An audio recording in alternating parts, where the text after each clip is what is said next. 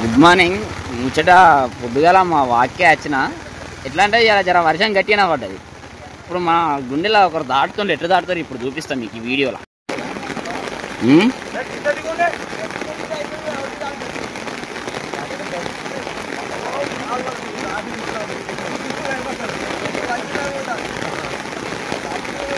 ఏమో విలేజ్ చూసినారు ఎట్లున్నదో బాగు.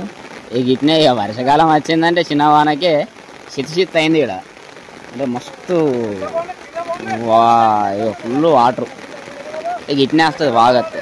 కొంచెం సంబరం కూడా అనిపిస్తుంది, ఎందుకంటే వాగత్తే అందరు వాక్కి వస్తూ ఉంటారు వాగని చూడడానికి. మంచిగానే ఉంటుంది.